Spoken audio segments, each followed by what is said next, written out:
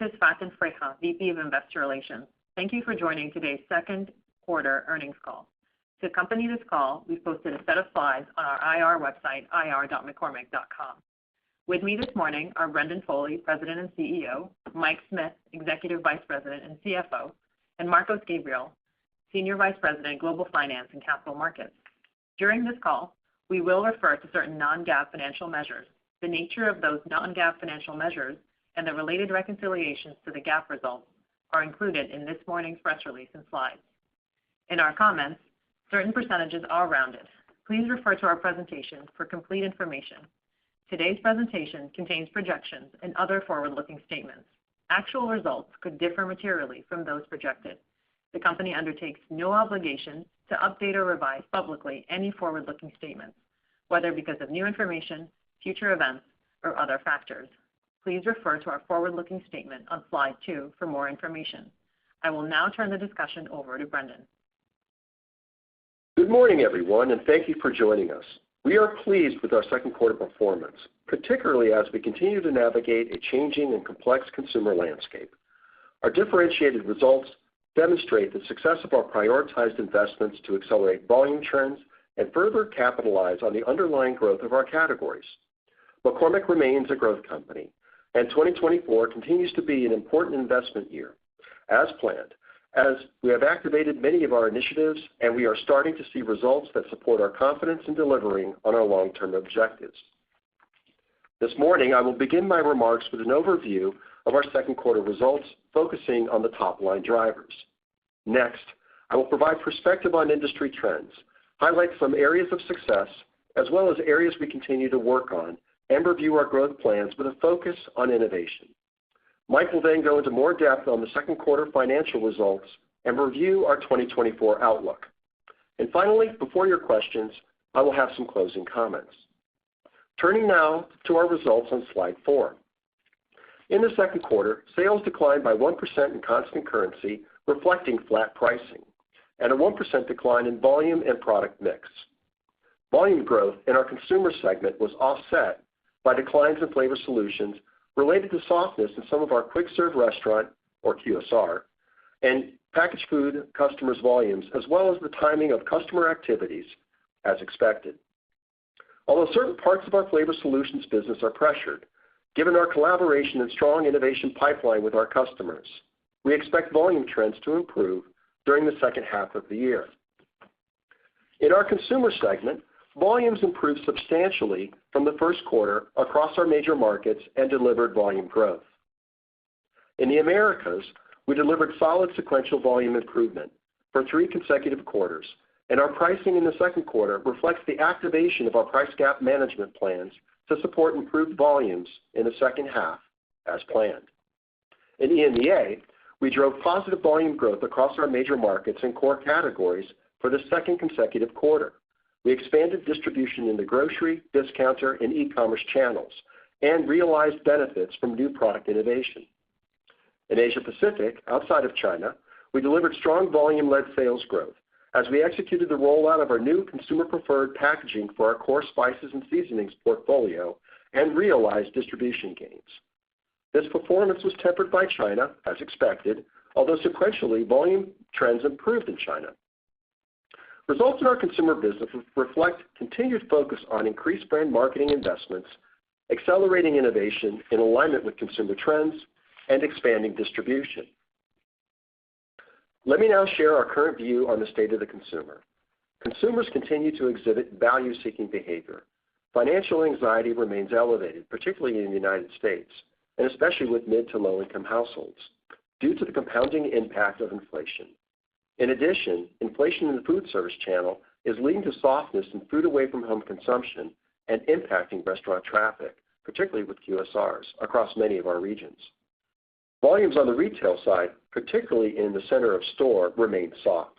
Consumers continue to buy just for what they need and make more frequent trips to the store. On the other hand, they are increasingly shopping the perimeter and continuing to cook at home. Certain categories, such as spices and seasonings, as well as condiments and sauces, are seeing a benefit amid these trends.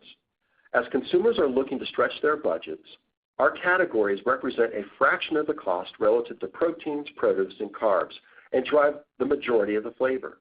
In fact, in the second quarter, spices and seasonings was the top category in center store growth across measured channels, and McCormick is the leading branded player and driving category unit growth. What continues to differentiate McCormick is that we operate in great categories across all channels. We offer products at every price point, from premium to lower price points. We have a broad and diversified portfolio to meet evolving consumer demands. We are part of the solution for consumers. Importantly, we believe that we have the right plans in place that are continually informed by what matters most to our consumers and customers. Moving to slide 5, let me highlight for the quarter some of the key areas of our success. For our global consumer segment, including the Americas, our core categories delivered solid volume growth. In spices and seasonings, we delivered volume growth across all of our major markets. In the U.S., our share performance improved, resulting in positive gains in unit share for the quarter. In addition, we drove dollar share gains in France and Eastern Europe. In recipe mixes, we continued to strengthen consumption trends in the Americas, particularly in our Mexican product lines, through our price gap management investments as well as distribution growth. In addition, in EMEA, recipe mixes were a significant driver of UK volume growth, and we realized dollar market share gains for 2 consecutive quarters. In mustard, we are driving improved unit consumption and unit market share trends across our regions. In the Americas, we expanded distribution and actioned our pricing investments. In addition, innovation is yielding results. Our creamy dill pickle mustard performance is exceeding our expectations. In Poland, mustard consumption continues to grow, and we are realizing dollar market share gains, which strengthened from the first quarter. In flavor solutions, we had pockets of strength this quarter. In our Americas branded food service business, despite softness in the overall market, we grew volumes. In our Americas flavors business, our performance with high-growth innovator customers remained strong. We grew in non-alcoholic beverages and saw continued strength in performance nutrition. In Asia Pacific, including China, we drove strong volume growth as we benefited from new customer products and promotions. Let me now touch on some areas where we are seeing some pressure. We continue to experience volume declines in the prepared food categories that we participate in, like frozen and Asian, in Americas consumer. Importantly, these items represent a small part of our portfolio, and the volume growth in our core categories is beginning to fully offset these declines. In hot sauce, we have underlying strength in our base business and strong consumer loyalty, and we continue to invest in our market-leading brands. In the Americas, consumption and share trends improved in the second quarter on top of our first quarter improvement. A couple of short-term items continue to impact our share. First, it is a peer that is lapping their own supply chain disruptions, and second, new price pack architecture in the form of trial sizes, which have been incremental to the category. As we realize the benefit of our increased innovation, including Frank's new dipping sauces and squeeze bottles, as well as mini trial sizes, A&P investments, and distribution expansion, we expect to drive improved hot sauce consumption trends in the second half of 2024. In flavor solutions, our volumes were impacted by slower QSR traffic in both EMEA and the Americas. We expect to improve these volume trends as we continue to execute on our growth plans in the second half of the year. Finally, some of our consumer packaged food customers experienced additional softness in volumes within their own business in both the Americas and EMEA. We are collaborating with our customers to support their innovation plans, and we are continuing to diversify our customer base over time. Before moving to our growth plans, I'd like to note that our total U.S. branded portfolio consumption, as indicated by Circana data and combined with unmeasured channels, outpaced our sales growth this quarter, as our brand investments drove improved consumption, and we are lapping the increased shipments that came in ahead of the 2023 pricing actions of the prior year. This is a function of timing from quarter to quarter. Let's now move to our growth plans on slide 6, which are supporting our second quarter performance and will continue to drive our success in 2024 and into 2025. Our base business is strengthening across major markets and core categories. And we have a number of initiatives in flight that will continue to drive this performance and differentiation. And I look forward to sharing more details on these plans at our upcoming Investor Day in October. Brand marketing, new products and packaging innovation, category management, proprietary technologies, and customer engagement continue to be the levers that drive our growth. For today, I'd like to take the opportunity to highlight one of these levers, innovation, on slides 7 and 8. First, it's important to recognize that we are one of the few, if not the only company, that operates in end-to-end flavor, with both our consumer and flavor solutions segments. We are in a unique position with our portfolio's breadth and reach. Our shared insights give us a strong understanding of consumers' flavor needs, preferences, and trends. And we have the ability to translate this into innovation, making McCormick a global leader in flavor trends and flavor innovation. Innovation is a priority for us. It drives 1/3 of our long-term algorithm. It meaningfully contributed to our results for the first half of 2024, and we expect it to drive strong performance in the second half. As a management team, we discussed the latest trends and insights and how those might translate into innovation in both segments. We are continuously leading the pursuit of what's next in flavor. In our company, everyone is engaged in innovation.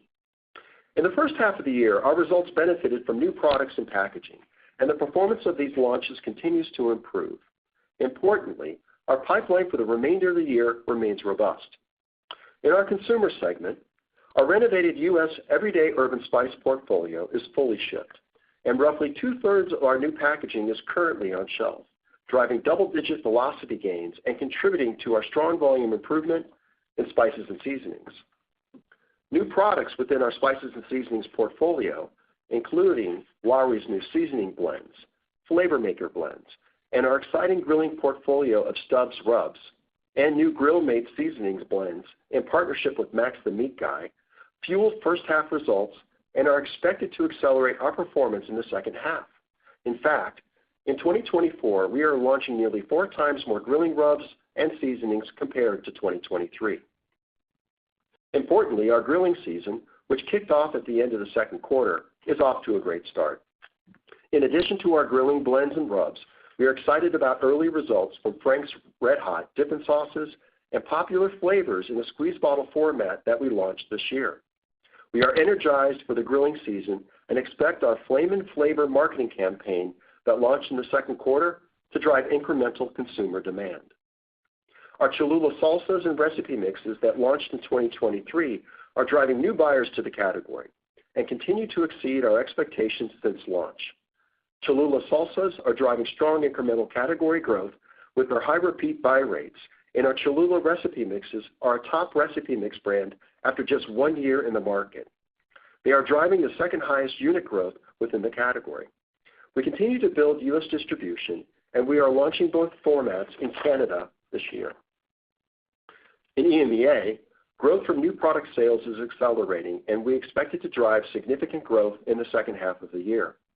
In the UK, across recipe mixes and seasonings, our Schwartz range with Nadia Hussein, restaurant-branded partnerships, and a range of classic American recipe mixes with Frank's, Old Bay, and French's are driving our innovation performance and expanding household penetration with younger consumers. In France, we are collaborating with Juan Arbelais, a celebrity Colombian-French chef, to drive engagement with younger households. And recently, we partnered with him to launch a range of unique and delicious Ducros barbecue seasonings in time for the summer barbecue season. Moving now to our Flavor Solutions segment. We continue to leverage our proprietary technologies to support our innovation in flavors, to win new customers, diversify our customer base, and drive share gains across our portfolio. Our momentum with our high-growth innovator and consumer products customers continues to be strong and fuel our new product pipeline. As we look to our innovation pipeline that we support for our customers, we expect a pickup in the back half of the year. We are collaborating with many customers to heat up their products, from snacking to beverages to performance nutrition. Our win rate with heat briefs are strong across our regions, and we continue to dedicate resources to where we have the right to win. In branded food service, our 2023 launches, including Frank's Mild Wing Sauce and Frank's Nashville Hot are delivering strong results in the first half of the year. Our early 2024 launches are also contributing to our growth and include a number of heat products like Grill Mates Fiery Habanero and Cholula Chili Lime. Looking ahead to the second half, we expect new products to meaningfully drive our top line, and importantly, we have a strong innovation agenda, including launching Frank's Garlic Buffalo and Mango Habanero in the Americas, as well as Frank's Red Hot Mayo in the UK and France, and we are further extending McCormick Mayonesa, which has had great performance in our consumer segment, into the food service channel. Overall, we are very excited about our innovation plans for 2024. We expect new product performance to be in line with our long-term objectives and to drive a meaningful portion of our volume growth. In addition, in the second half of the year, sales from new products are expected to nearly double compared to the first half, and a meaningful portion of this innovation is in heat. Heat-infused products span our portfolio. Across both segments, we expect heat to continue to be a long-term growth accelerator globally for Total McCormick. We are uniquely positioned to win in heat with our global iconic brands, deep consumer insights, and our meaningful scale, technology, and expertise that we have been building for decades. As we look ahead, we are maintaining our outlook for 2024. Mike will share more of the details. At a high level, we continue to expect our top line to be at the mid to high end of our guidance range, given the momentum we saw in the first half of the year, particularly in our consumer segment. We are confident in our initiatives, and we have provided proof points of where they are working. That said, we also remain prudent and continue to reflect the uncertainty in the consumer environment in our outlook for 2024. To wrap up, let me reiterate 3 key points. The long-term trends that fuel our categories, consumer interest in healthy, flavorful cooking, flavor exploration, and trusted brands, continues to be very strong, and importantly, consumer interest in cooking remains strong. We remain dedicated to accelerating our volume trends. We refine and adapt our plans as needed and are prioritizing investments to drive impactful results and return to sustainable volume-led growth. And you should continue to expect improvement over the coming year and into 2025 and beyond. We believe the execution of our growth plans will be a win for consumers, customers, our categories, and McCormick, which will continue to differentiate and strengthen our leadership. Now, before Mike's remarks, I'd like to speak to the management transition. As you likely know, last night we announced Mike's decision to retire at the end of February. Mike has been an exceptional leader at McCormick for more than 3 decades. His strategic leadership and focus on value creation have been instrumental in driving top-tier organic growth, as well as our successful acquisition agenda. His deep knowledge of McCormick and effective execution of our CCI initiatives help fuel our growth investments to deliver profitable growth. Mike is the embodiment of McCormick values and teamwork. He helped build a world-class global finance team. He will be missed by me and employees throughout the organization. Mike, congratulations on your successful career and your upcoming retirement. In the same announcement, Marcos Gabriel was named Executive Vice President and CFO effective December 1st. Marcos will serve on our management committee and lead the company's finance organization and global business services team. Marcos is a proven global leader with over 25 years of experience in the consumer products industry. His expertise across major multinational companies in several geographies will be instrumental as we continue to execute our growth plans. I have worked with Marcos over the last 7 years. He has served in key senior leadership roles at McCormick, contributing meaningfully to our profitable growth and improved productivity. Marcos, congratulations on this promotion, and I look forward to working with you in this new role. Thank you, Brendan. I'm honored to serve as the CFO of McCormick and excited to continue to partner with the entire team to deliver long-term profitable growth and drive shareholder value. It has been great to work closely with Mike and the management committee for the past year to transition into this new role. Mike, I want to thank you for your mentorship and offer my congratulations on your retirement. Thanks very much for those remarks, Marcos and Brendan. Joining McCormick more than 30 years ago was one of the best decisions I've ever made. This is a great company, and it continues to get better. I am proud of the progress we have made over the years.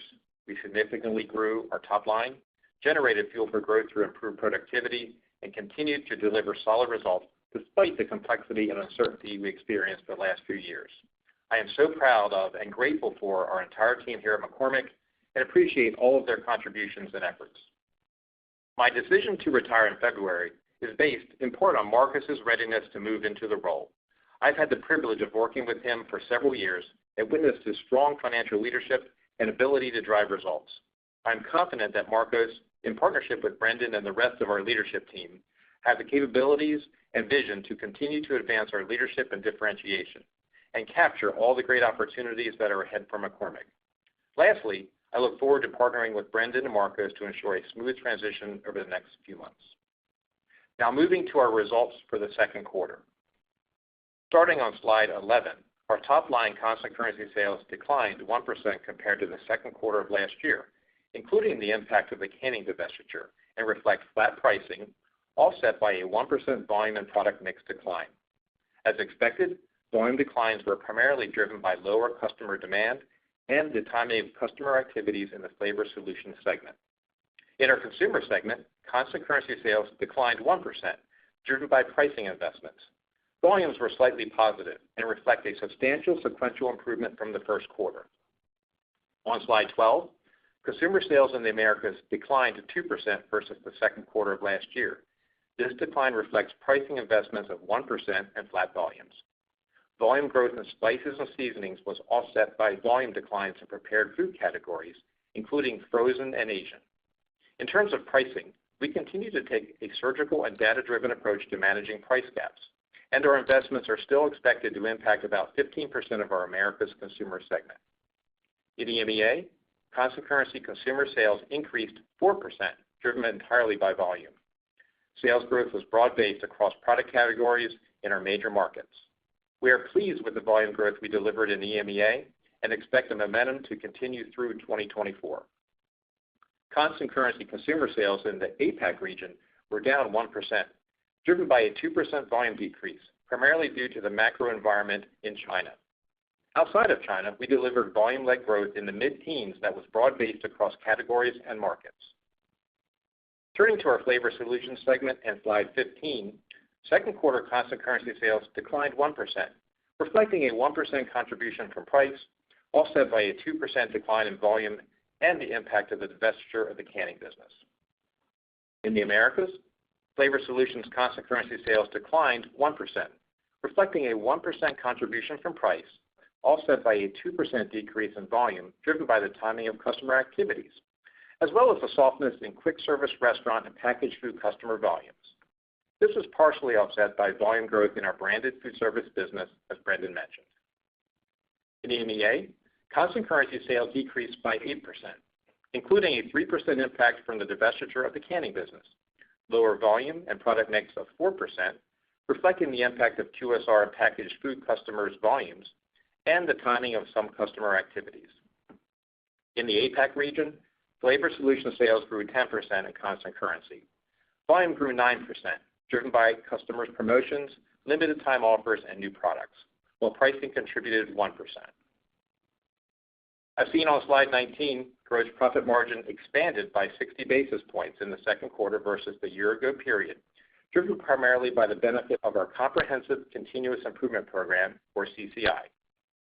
As we look ahead, we continue to expect higher margins in the second half compared to the first half of the year.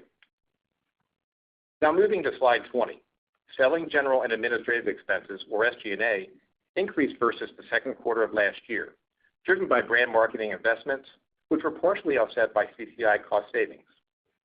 As a percentage of net sales, SG&A increased 40 basis points. As expected, brand marketing increased significantly compared to the prior year. Our investments are yielding results, and we anticipate continuing to invest behind these efforts. Adjusted operating income was flat compared to the second quarter of 2023, with minimal impact from currency as gross margin expansion was offset by higher SG&A expenses. Adjusted operating income in the Consumer segment declined 3%, or 2% in constant currency, while in Flavor Solutions, adjusted operating income increased 6% with minimal impact from currency. We remain committed to restoring Flavor Solutions profitability, and in the second quarter, as expected, we drove margin expansion versus prior year in this segment. Our performance this quarter reflects our commitment to increase our profit realization and positions us well to make continued investments in 2024 to fuel top-line growth. Turning to interest expense and income taxes on slide 21, our interest expense was up slightly versus the prior year. The reduction in average debt was more than offset by higher short-term interest rates. And touching on tax, our second quarter adjusted effective tax rate was 13.6%, compared to 22.3% in the year-ago period. Both periods were favorably impacted by discrete tax items with a more significant benefit this year. Our second quarter adjusted rate benefited from a discrete tax item primarily due to the recognition of a deferred tax asset related to an international legal entity reorganization. We continue to expect our tax rate to be approximately 22% for the year. Our income from unconsolidated operations in the second quarter reflects strong performance in our largest joint venture, McCormick de Mexico. We remain the market leader with our McCormick branded mayonnaise, marmalades, and mustard product lines in Mexico, and the business continues to contribute meaningfully to our net income and operating cash flow results. At the bottom line, as shown on slide 23, second quarter 2024 adjusted earnings per share was 69 cents, as compared to 60 cents for the year-ago period. The increase was primarily due to the discrete tax benefit and higher income from unconsolidated operations I just mentioned. On slide 24, we've summarized highlights for cash flow in the quarter-end balance sheet. Through the first half of 2024, our cash flow from operations was $302 million, compared to $394 million in 2023. This decline was primarily driven by increased incentive compensation payments and the timing of cash tax payments. We returned $226 million of cash to our shareholders through dividends and used $130 million for capital expenditures. As a reminder, capital expenditures include projects to increase capacity and capabilities to meet growing demand, advance our digital transformation, and optimize our cost structure. Our priority remains to have a balanced use of cash, funding investments to drive growth, returning a significant portion to our shareholders through dividends, and paying down debt. Importantly, we remain committed to a strong investment-grade rating and continue to expect 2024 to be another year of strong cash flow, driven by profit and working capital initiatives. Now turning to our 2024 financial outlook on slide 25. Our outlook continues to reflect our prioritized investments in key categories to strengthen volume trends and drive long-term sustainable growth, while appreciating the uncertainty of the consumer environment. Turning to the details. First, currency rates are expected to unfavorably impact sales, adjusted operating income, and adjusted earnings per share by approximately 1%. At the top line, we continue to expect constant currency net sales to range between a decline of 1% to growth of 1%. Given the momentum in our first half, we expect to be at the mid to high end of our guidance range. In terms of pricing, we expect the favorable impact related to the wrap of last year's pricing actions, realized primarily in the first quarter, to be partially offset by our price gap management investments that will drive volume growth. As we look to the second half of the year, we expect total pricing to be flat relative to the prior year, and segment trends are expected to be similar to the second quarter. We expect to drive improved volume trends as the year progresses through the strength of our brands and the intentional and targeted investments we are making. As we noted, our initiatives will take time to materialize, and we continue to expect to return to total volume growth during the second half of the year, absent any new macroeconomic headwinds. We expect to continue to prune lower margin business throughout the year as we optimize our portfolio, the impact of which will be reflected within the natural fluctuation of sales.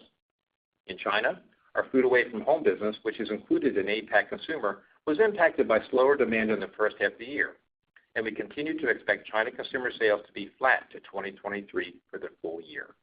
While we recognize there has been volatility in demand in China, we continue to believe in the long-term growth trajectory of the China business. Finally, the divestiture of the Giotti canning business will impact us through the third quarter. Our 2024 gross margin is projected to range between 50 to 100 basis points higher than 2023.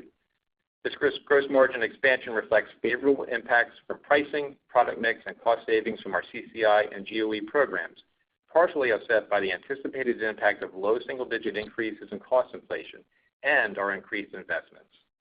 Additionally, we expect to begin reducing our dual running costs related to our transition to the new Flavor Solutions facility in the UK in the back half of the year.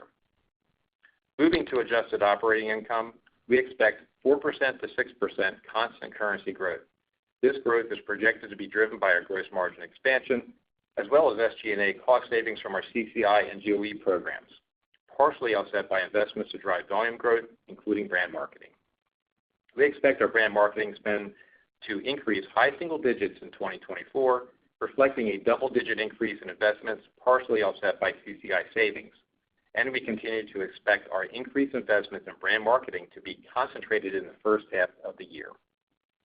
Our 2024 adjusted effective income tax rate projection of approximately 22% is based upon our estimated mix of earnings by geography as well as factoring in discrete items.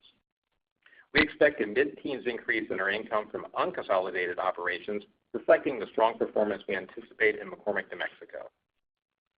To summarize, our 2024 adjusted earnings per share projection of $2.80 to $2.85 reflects a 4% to 6% increase compared to 2023.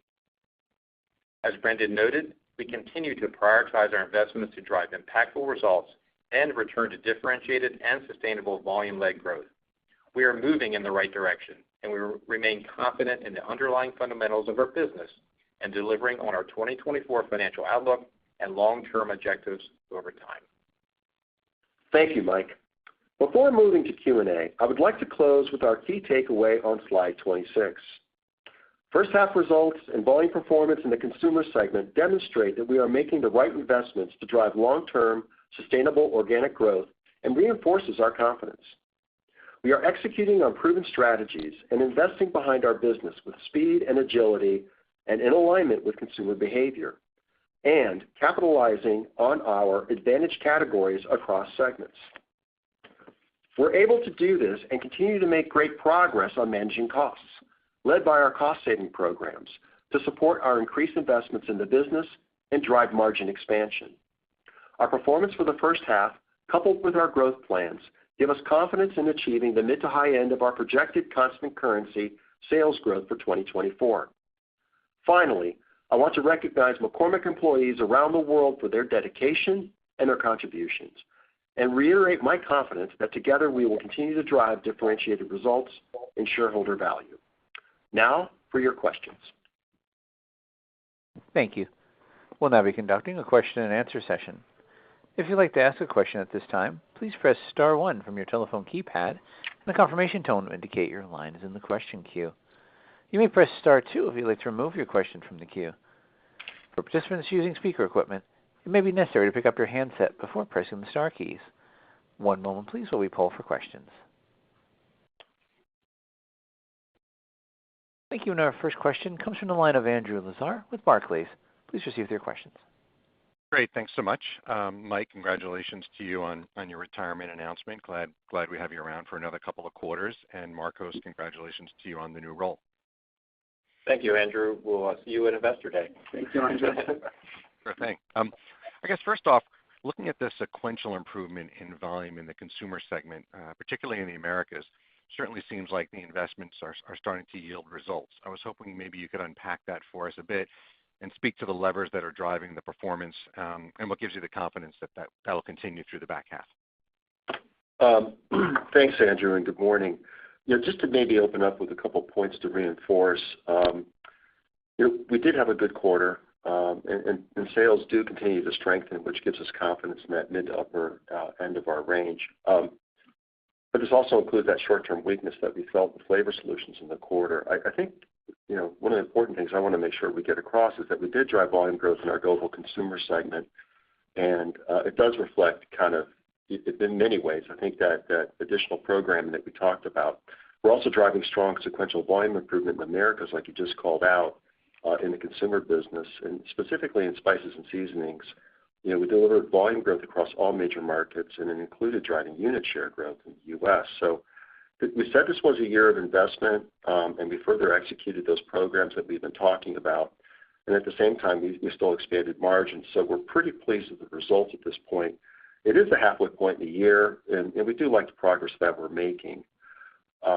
If I were to add more context and unpacking those levers that we've been talking about on this call and in previous calls, a lot of it is we did ramp up brand marketing in the first half, and it wasn't just in the first quarter. We also saw a significant ramp up in the second quarter too. And a lot of that investment was going more against our core categories to drive demand and support our initiatives. And we continue to expect healthy levels as we go into the second half of the year on brand marketing. New products was also a big part of that too in the first half, and it contributed pretty meaningfully. Especially a lot of that build happened in the second quarter.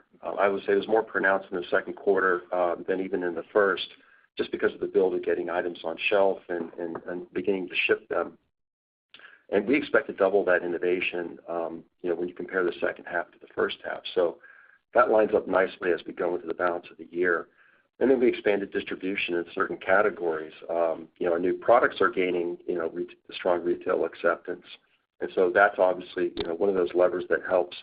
And in terms of pricing, in the second quarter, we activated many of our price gap management programs. And so we expect this to continue into the second half because we know the uplift in performance that we're seeing from that. But it's still only a portion of our strategy. As we said before, it impacts about 15% of our Americas consumer business.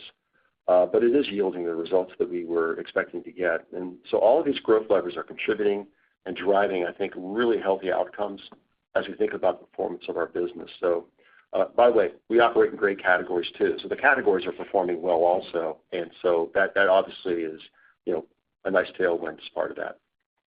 Great. Thanks for that. And a quick follow-up. Mike, you had called out some weakness in Flavor Solutions volume several weeks ago.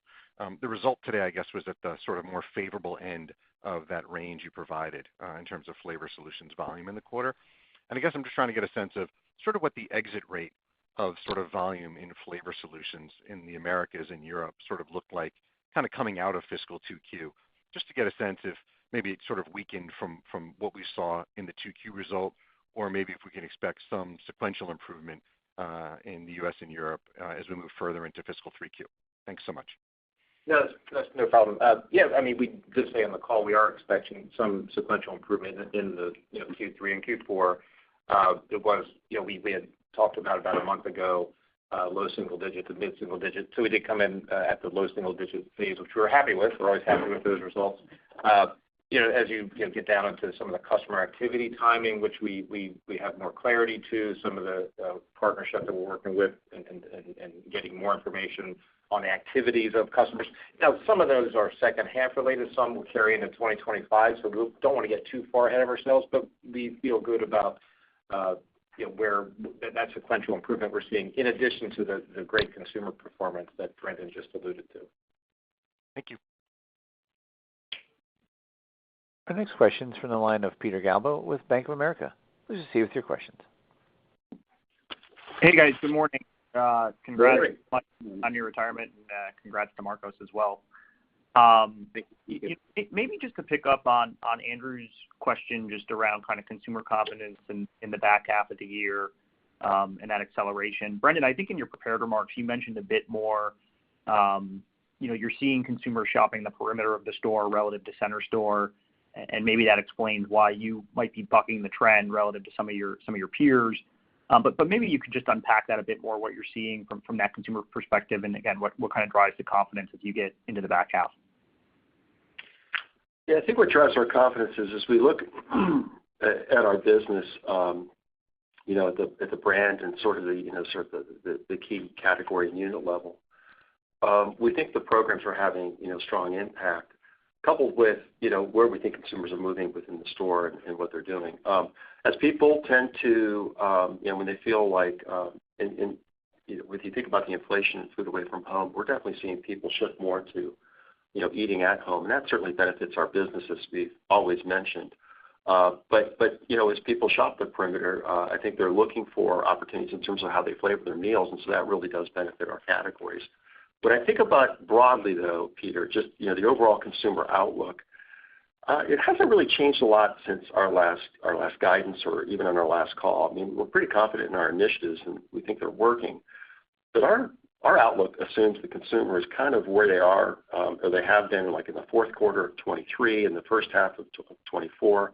And so we continue to take a cautious view on our outlook.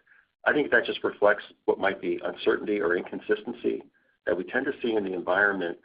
But we believe, even in that environment, we plan for our plans to kind of deliver this type of performance. So we see the consumer moving around and shifting channels. That's definitely happening, and I think that pops up in the numbers. But it tends to benefit our business, whether it's in food service or whether it's at meals at home. We're flavoring all those occasions. So we really believe that when we're, as an end-to-end provider of flavor, we tend to benefit depending on wherever channel it shifts into.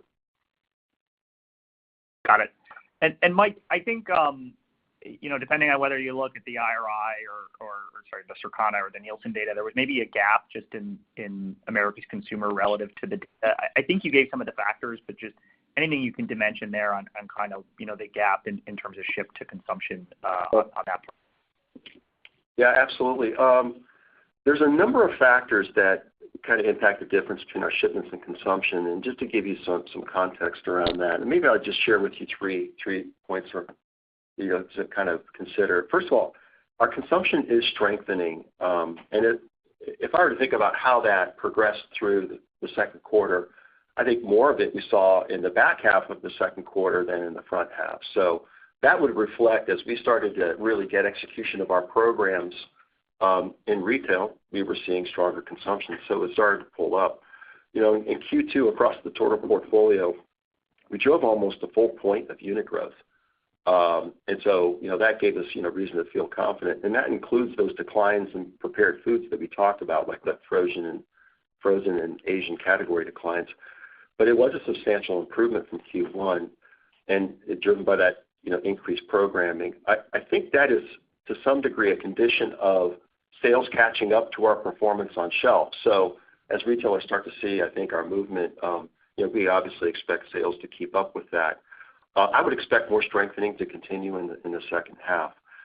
The other condition that in the second quarter I think it's important to call out is we were lapping increased shipments that came ahead of the 2023 pricing actions of the prior year.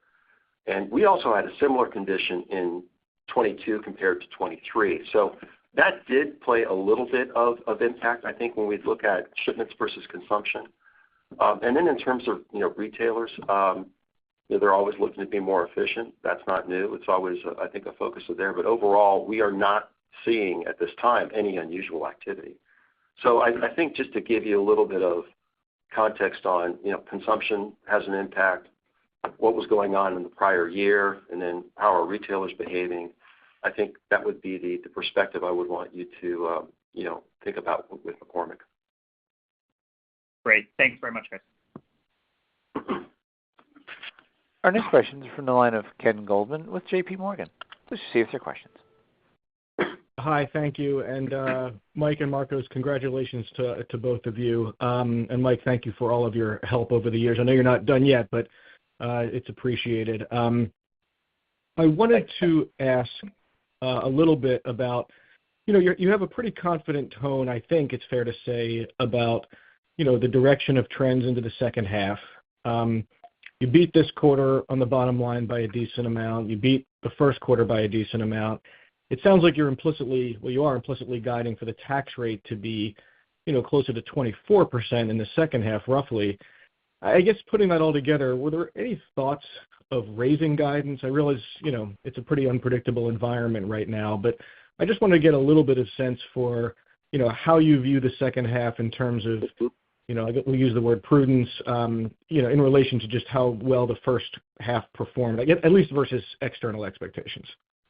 Yeah. Do you want to go through? I'll lead off with a couple of comments, Mike. And I do think, Ken, we felt like we did have strong consumer performance, and our investments are working, and doing what we said we would do. And so that does give us confidence going into the second half, and perhaps that's why you're hearing a little bit of confidence in our tone.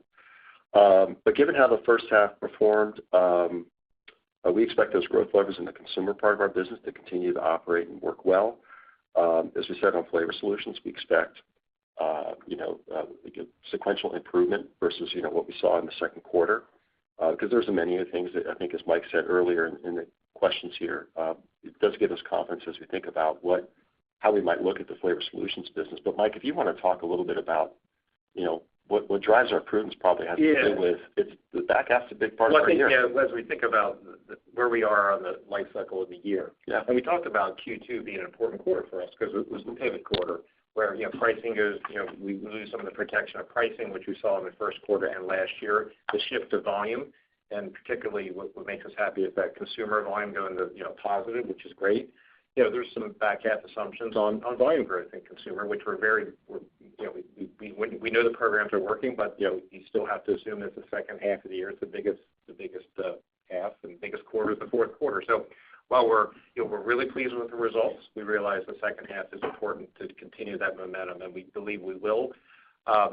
We're always looking at the guidance. I mean, you referenced tax. I'm kind of chuckling because I think my first earnings call, I think we had a big tax adjustment similar, and we talked about guidance for the year versus these things happen lumpily in the quarter or half. So I'll take that one right off. 24% in the second half is our underlying rate, 24 to 25%. So that's roughly what we'll probably land. I mean, we do have the second half, if you think about built-in operating margin growth. We have volume growth, things like that. So we feel like we've called it prudently.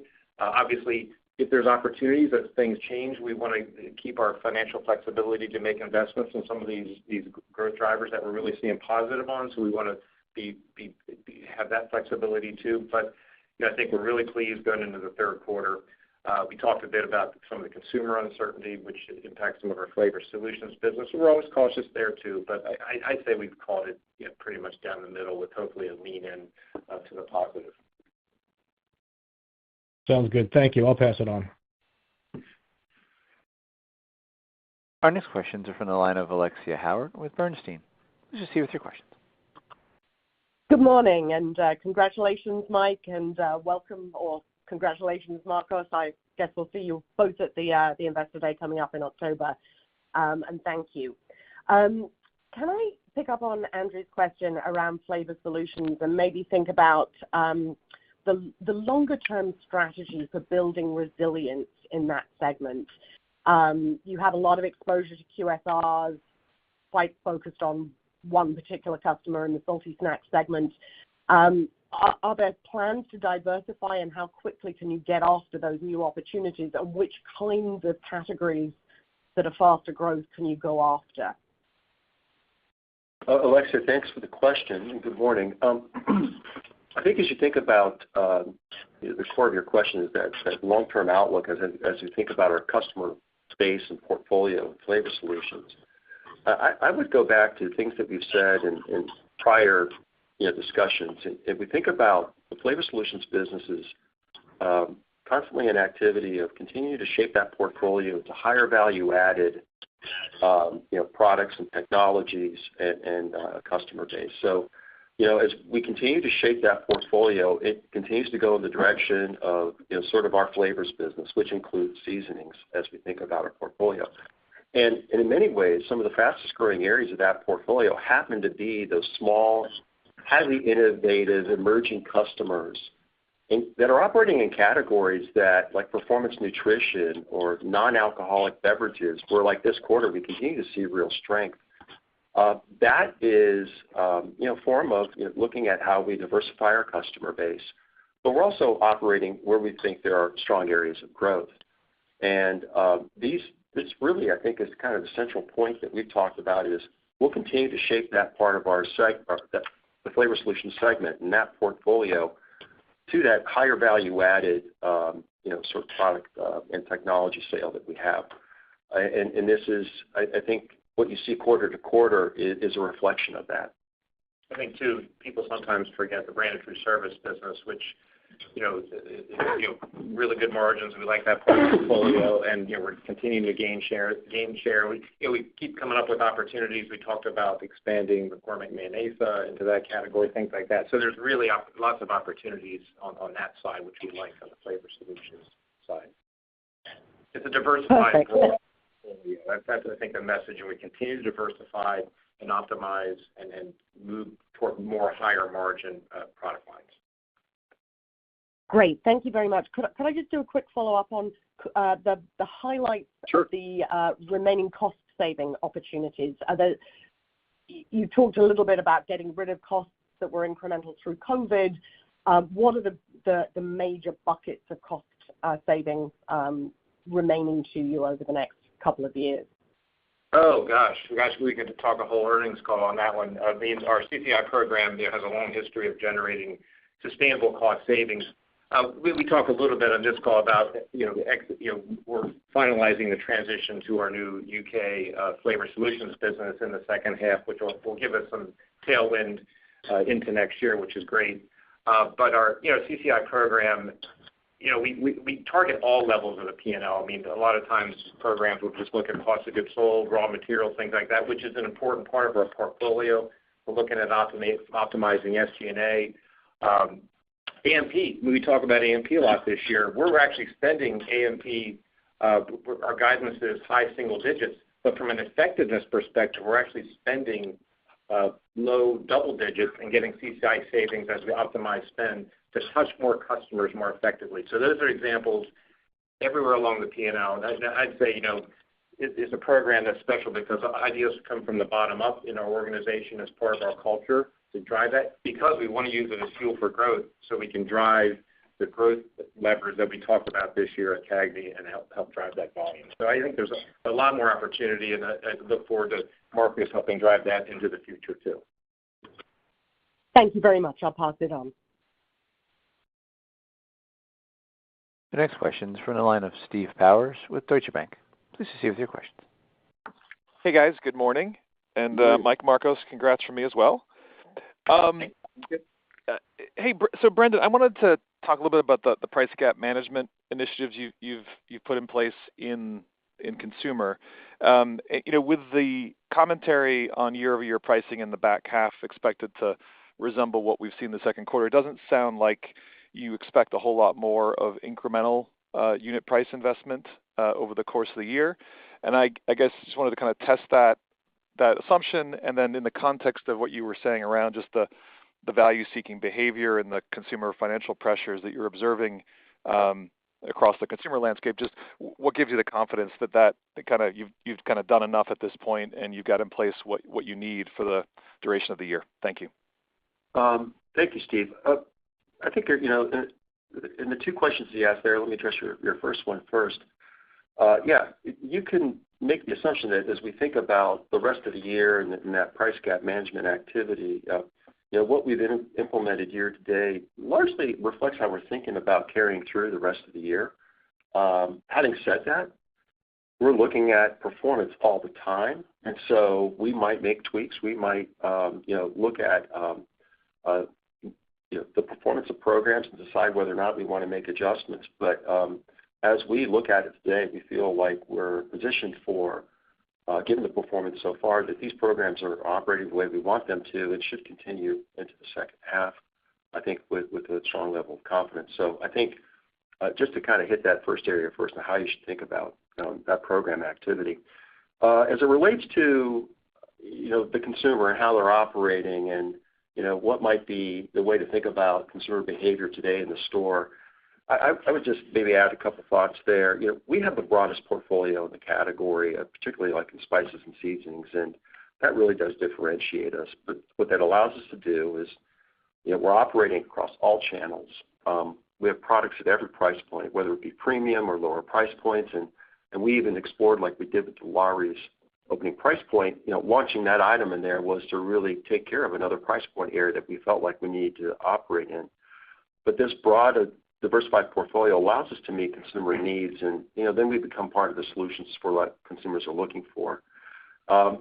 Cooking at home does remain elevated right now, and our price points, are really a small percentage of the cost of a meal when you think about the most enjoyable part of the meal, which is flavor. And so as we see consumers increasingly shop the perimeter, continue to cook at home, our categories really play an even more important role, including condiments and sauces, and we're seeing a benefit from that. I mean, one thought is just to show you how consumers are responding in this current environment. In the second quarter, spices and seasonings were the top category in the center of store growth across measured channels. So that tells you something that, this is a tool for consumers to really deliver on what they're looking for. And, of course, we're the leading branded player, but we're also driving category unit growth within that context too.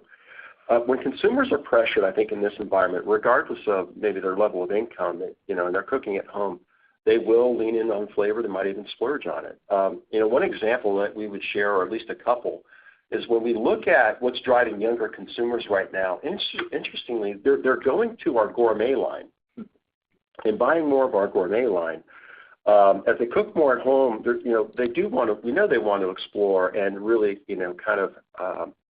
explore flavor overall. And that gourmet line, I think, really kind of suits what they're looking for. If you think about the low to mid-income consumer, they're looking for brands with price points closer to private label.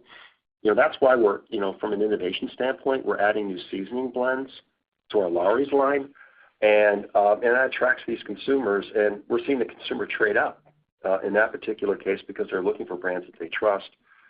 We do see right now overall consumers shopping smaller sizes than maybe we did this time last year, where we saw a lot of large size purchasing going on. So that means we have to ensure that we have the right price pack architecture in place to meet that demand. Another example that, just to give you even more color, if you will, is in recipe mixes. With a lot of our programs, including, sort of revenue management and price gap management, we're attracting a lot more consumers overall to that category. Recipe mix is a great value, especially when you just want to buy for a specific meal. It's a great convenience. There's no waste. It's a great way to explore new flavors at low risk, so you don't have to invest in, let's say a whole bottle. But what's happened is we've seen household penetration grow for our brands, during the second quarter in a category like that. So I think that also gives some context. And I'll just wrap it up with one other idea. We are seeing a lot of growth in this mini trial size area, and we view that as a pretty interesting tool for, lowering the cost for consumers to try new flavors. And so we're also launching those here in the second quarter and just shipping those now, but that's just another opportunity for consumers to explore, look at innovation, but it's at a lower price point for them to kind of give it a try in these mini trial sizes. So I kind of wanted to give you sort of a collection of context or points to consider when we think about meeting the consumer's needs today. Yes, I appreciate that. Thank you very much. And if I could maybe pivot, Mike, a question on gross margin. I apologize if you already provided some commentary here, but indulge me anyway. Through the first half of the year, you're trending towards the upper end of that gross margin expansion range, and I guess just as I extrapolate to the back half, is it fair to assume that you're comfortable with the upper half of the range at least for the full year, or are we open to more volatility in the back half where the full range is kind of in play? Well, I think in the back half, the guide implies almost like 5 basis points to 100 basis points, and we say for the year 50 to 100. So we realized we had a really strong first half. Like I said, pricing was large in the first quarter for us. That's going away in the second half, and the key is the volume growth. I mean, volume is great for a lot of things, and it helps gross margin and mix and all that sort of stuff. So I think we're comfortable with the guide we have. I wouldn't say right now I'd guide to the higher end at this point, but due to all the reasons I said. Yep. Okay, fair enough. Thank you. Remember, some of the cost savings program we had, like GOE, was really first quarter into the second quarter. So some of those are going away also, but it's still, the trends we see in gross margin, the second half is higher than the first half traditionally, which is going to continue again, and we do see a nice trajectory there for gross margin over time as we continue our multi-year journey of getting back to kind of the pre-COVID gross margin levels. Understood. Okay, appreciate it. Thank you very much. Our next question is from the line of Adam Samuelson with Goldman Sachs. Please proceed with your questions. Yes, thank you. Good morning, everyone. Good morning. Let me add my congratulations to Mike and to Marcos. So looking forward to working with you. Thank you. Maybe if I could continue on some of the pricing discussion that we just had, and I guess I'm just trying to disaggregate. If I look at the spices and seasonings category in the more recent months in the scanner data, it does seem like your entire portfolio has unit pricing lower on a year-on-year basis, and I guess I'm maybe is there a size? It doesn't seem like there's a impact because of size and unit and price pack architecture necessarily. Promo percentage is also a little bit lower year over year, but I guess I'm trying to just square the notion of more surgical pricing actions on a small part of the portfolio with the spices and seasonings category in total for you that is showing kind of negative pricing in the last few months of Nielsen data. Yeah, but Well, go ahead, Mike. yeah, I'll start. I mean, at the end of the day, the net sales guidance we give for pricing and the results of what we showed, you have, for the consumer business for the second quarter was down a little under 1%, which we continue to see that in the second half. So that would suggest that the pricing actions we said we were going to do, the surgical pricing actions on a limited part of the portfolio, that's what's shown up through net sales. Now, what happens when that gets to the shelf, that's a whole nother story. And in addition to the things that we're doing on some of those items, there's other retailer actions that are happening too. Because as Brendan said before, this is a category. Our categories are growing. That's where people want to shop in more of the perimeter of the store. They're wanting to use products like ours to flavor these and manage cost inflation across protein and things like that. So the retailers also are contributing to some of these things. It might not be our price adjustments on items. There may be other ones that they're seeing and operating in their stores too. So I think there's a combination of factors that may be skewing a little bit of the data you're seeing versus our internal kind of what we're actually reporting on these calls.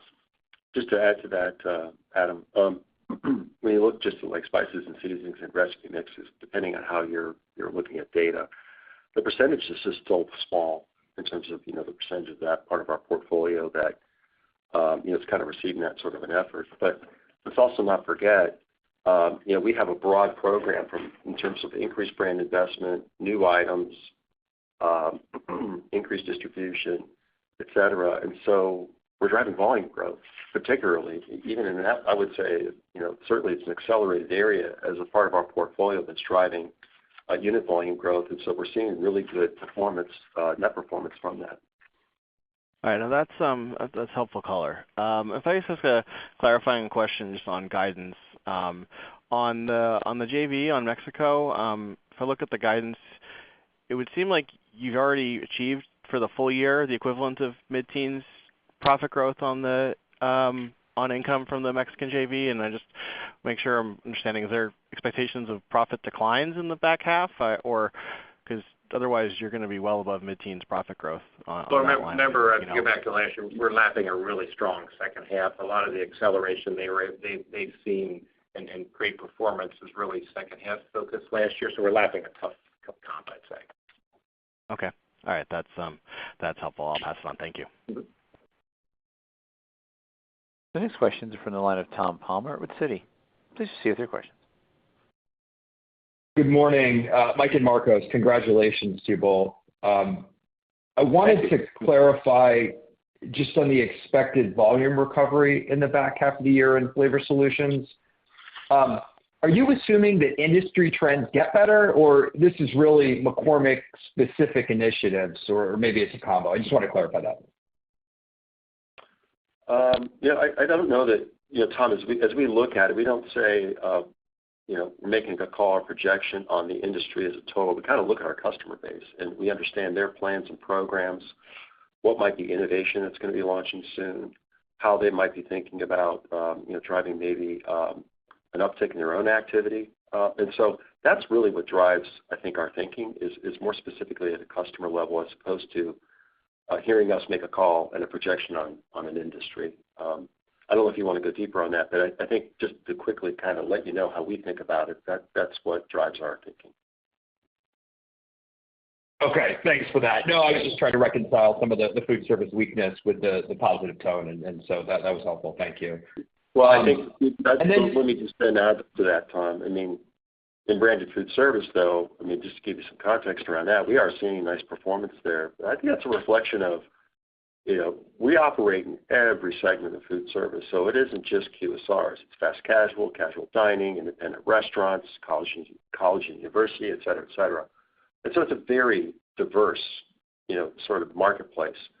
As we look at that, we're doing really well in branded food service because we're driving some really, I think, interesting programming, like with limited time offers with our brands like Frank's, or we're growing share in a number of categories or performing well in spices and seasonings. We're getting more hot sauce on tabletops. That's what kind of drives, I think, our performance right now in branded food service, which operates a little bit differently than maybe the QSR part of the food service marketplace. So maybe that additional color might provide some additional things to think about. No, that was very helpful. Thank you. Just on the expected margin improvements in Flavor Solutions, should we be thinking about continued sequential improvement in margin as the year plays out and some of these cost initiatives take hold? What we said at the beginning of the year, and I'll go back to that. I mean, one, we're really happy with the margin improvement we've experienced last year, and we gave guidance for this fiscal year for the total company of about 80 basis points of OP margin improvement. And we said at the time, Flavor Solutions might be slightly ahead of that, but in the range of that 0.8. Through the first half, Flavor Solutions was I think at 80 basis points, so roughly around there. So again, we're always looking for improvement. I'd say that for the whole company, we're really comfortable with 50 to 100 basis points. A lot is, and as I said about a month ago, a lot depends on the volume numbers, and the consumer business continues to volume growth that drives good margin improvement. I mean, Flavor Solutions, a bit of dip in the second quarter could put a little bit of pressure on margins, as I said, but we're expecting sequential improvement in Flavor Solutions, but it's not going to be materially different than what we said at the beginning of the year, I'd say. Thank you. We'll leave it at that. Thank you. Our final question is from the line of Rob Dickerson with Jefferies. Please proceed with your questions. Great. Thanks so much. I think I always get the final question with McCormick. I guess, kind of a broader question, around frozen and Asian that you commented on. It seems like consumers are shopping the perimeter of the store a little bit. Understand kind of the desire to kind of cook at home still. Maybe there's some value seeking in there, but I'm just curious, as you step back and you think about that consumer behavior, on the perimeter and on the spice seasoning side relative to kind of what you've seen in frozen and Asian, maybe you could just provide a little bit more color as to how you're thinking about, kind of that relative performance of those two areas and maybe why parts of frozen and Asian specifically, aren't performing as well as maybe they have in past economic cycles. Thanks. Well, thanks for the question, Rob. If I go back and I think about that part of our portfolio, one of the important things maybe to reinforce is it's a smaller part of our business. But the declines, I think, as far back as like the fourth quarter of 23, were steeper. So they're pulling down, I think, the overall view of the portfolio. And that's why we decided to make sure it was kind of called out, because as we were putting more focus and investment, around what we would call, those core categories, that was we felt that would offset that. As we move through, the rest of the year, I think that we'd start to see those core categories start to overcome whatever declines might be experiencing there.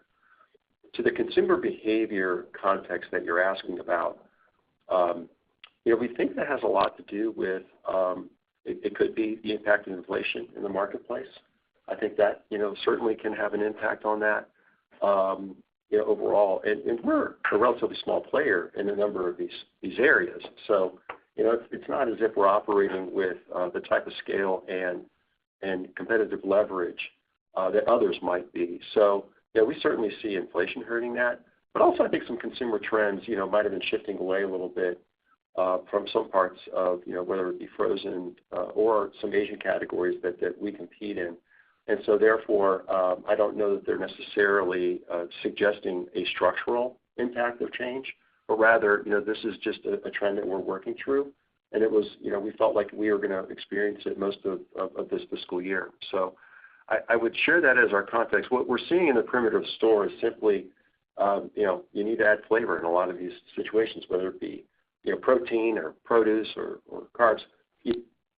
Our category is going to play an important role in flavoring or both of our categories rather. And so we see consumers shifting there probably because they're looking for healthy eating. That's not a new trend, and that's something that we think continues to fuel our business. So I think it's probably where I keep it for right now today, Rob. And if there's any other clarification you want, let me know. Yeah, no, that was very helpful. Thank you. And then Mike, first, congratulations. I'm jealous. It'll be nice. I think there was a comment you made, Mike, in the prepared remarks where you said that there might be similar segment trends expected as you get to the back half relative to Q2. And I may have missed that, but I just wanted to clarify because clearly everything else we've been talking about in Q&A suggests that things should get better. So just want to understand what. Yeah, that was that wasn't the prepared remarks. That was really in the reference in that section we're talking about pricing for the remainder of the year and similar segment trends, similar company and segment trends for the remainder of the year. So if you look at the pricing trends in Q2 versus prior year, approximately the same by segment and for total company. Okay, got it. That's all. That really helped you model question. Yeah. Yep. No, right. I get it. Great. Appreciate it. Thank you. Thank you. At this time, we've reached the end of our question and answer session, and I'll hand the floor back to management for closing remarks.